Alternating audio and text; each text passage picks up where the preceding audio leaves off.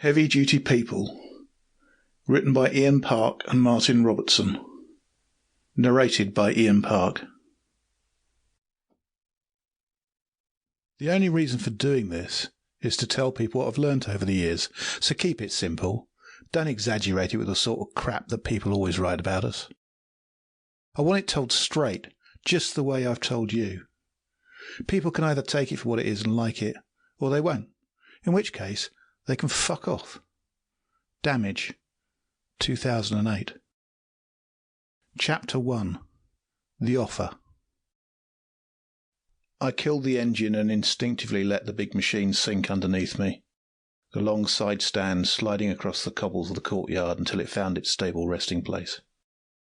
Still sitting, I shoved my goggles up onto the brow of my lid, pulled off my leather riding gloves and reached under my chin to release the strap of my helmet and free my faded checkered scarf from across my nose and mouth.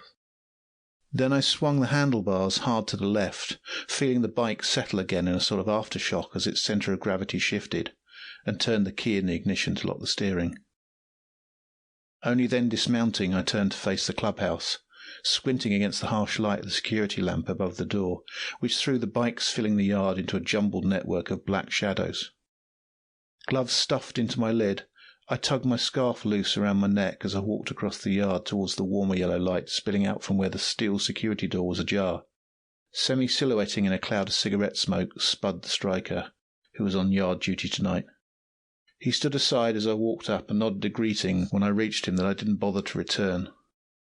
He was wrapped in a thick fleece jacket under his cut-off. He'd need it. He'd be there all night until the meeting broke up, keeping an eye on the bikes outside and acting as security.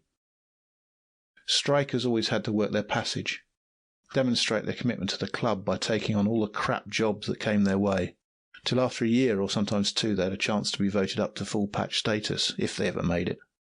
As I pushed the door shut again behind me, I nodded to Wibble, one of the other current strikers, who was relaxed, feet up on the desk inside the door beside the CCTV monitor, and headed on into the warmth and noise of the bar. The third striker, Fat Mick, was nowhere to be seen. I guess he was out on patrol as part of the security detail.